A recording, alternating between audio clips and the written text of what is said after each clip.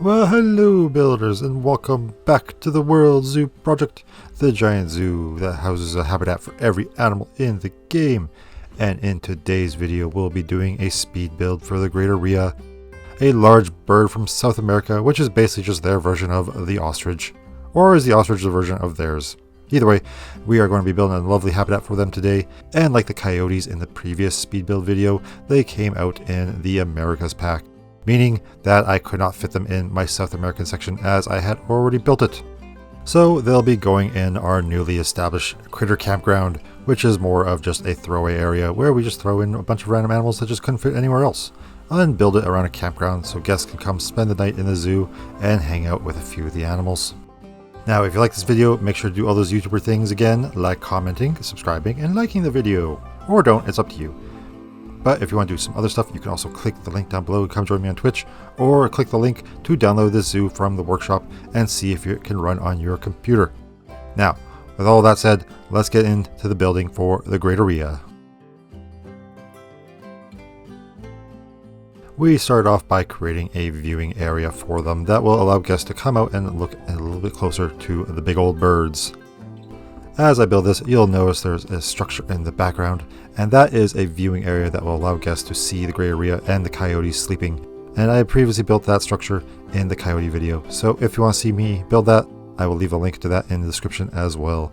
Or you can just go through the channel on your own and take a look while you're looking at some other videos. There, how's that for some subtle promotion, eh?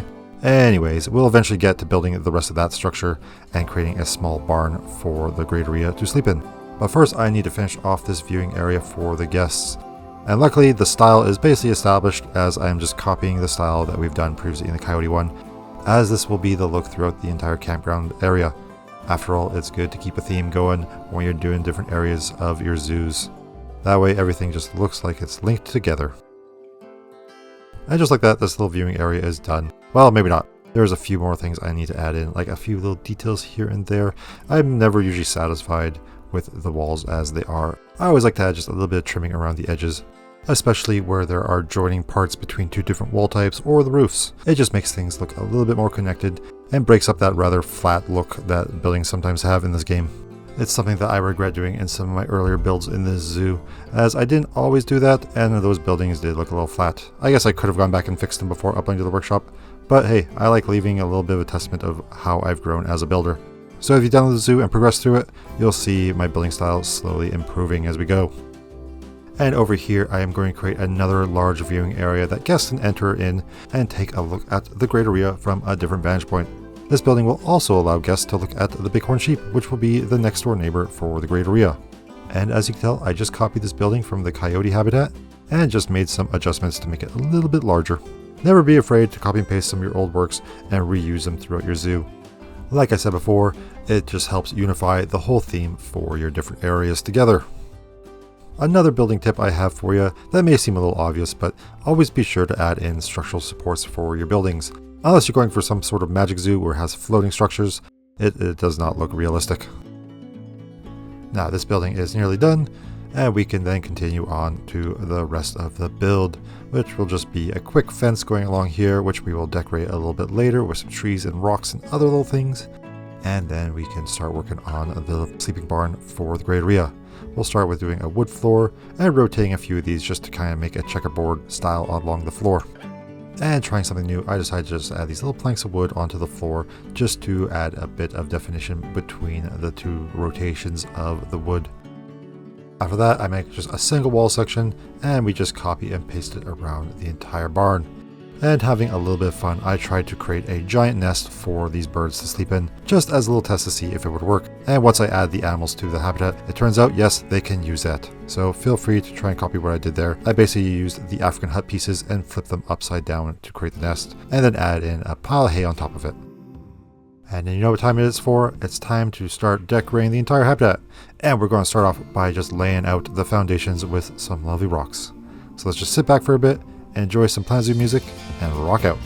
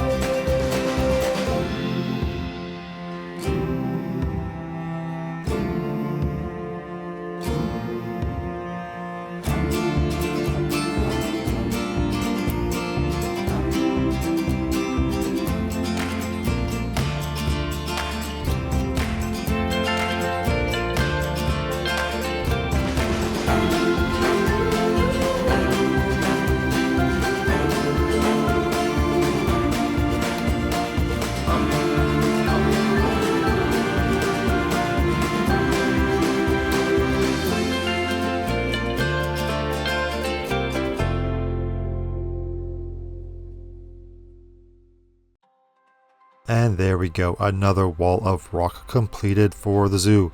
But every wall of rock needs something else, and that is trees. So let us complete that look by just adding in trees all along the backdrop of this. This creates the illusion that there is more of a forest beyond the habitat, allowing the animals and guests to feel a little bit more comfortable and creating that sense of nature. As for the trees I pick, they start off with a bit more temperate habitat in mind, but slowly transition to a few more tropical and grassland trees towards the Great Rhea habitat. This was a bit of a problem I found in building a few of my habitats for the critter campground, as the animals have a wide variety of biomes. But I think the final result for the entire area came out pretty well as I slowly transitioned between them. I think the most difficult one, as you'll probably see in the next couple of videos, is the transition between the bighorn sheep and the ocelots. But I won't spoil too much, you'll just have to wait and see how those ones turned out. And speaking more about what we're actually building right now, as you can see, I am building a lovely little bridge. This is less so for the Great Rhea since they will just be able to walk and wade through the water, but the keepers, unfortunately the keepers don't like getting their little feet wet, so I have to build them a bridge so they can access the other ends of the habitat. And of course this lovely river accesses the huge lake we have in the middle of the critter campground, allowing the water to flow out naturally into that little cave we built a little earlier. Now let's just add in a few extra rocks and moss around this habitat to really start decorating around the edges and the fencing before we get back into doing more of the plants. After all, you can never have enough rocks in your habitats. Even when I think I'm done the rock work, it pulls me back in and we gotta add a little bit more, especially around the river. I like adding in these little pebbly rocks just to add in a bit of definition around there.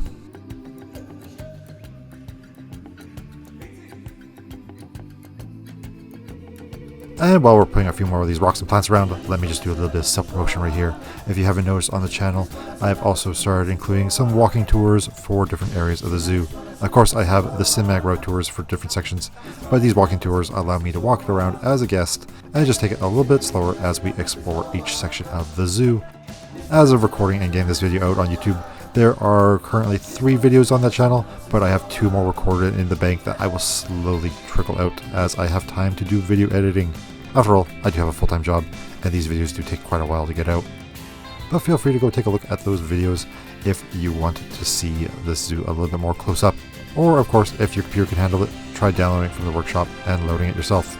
Although be warned, some people have reported that the zoo just won't load because it is too massive. And that's why I have also separated the zoo into a left side and a right side on the workshop as well. So you only have to load half the zoo at a time to take a look at it. And of course, if you can't load those either, well, you can just sit back and enjoy the videos. Now that I have all the large structures placed within the habitat, it's time to start painting the ground. Well, not really painting, but using the terrain tool to add in little dirt trails. This indicates where the keepers or maybe the Great Rhea would be walking a lot and the grass wouldn't be growing. And while I was doing all of that terrain painting, I looked at the habitat and said, it needs something. So I looked at this foraging area for the Great Rheas and decided, you know what, they could use some lovely shade while they are eating. So I created this nice structure to block out the sun and give them a little bit of a resting area.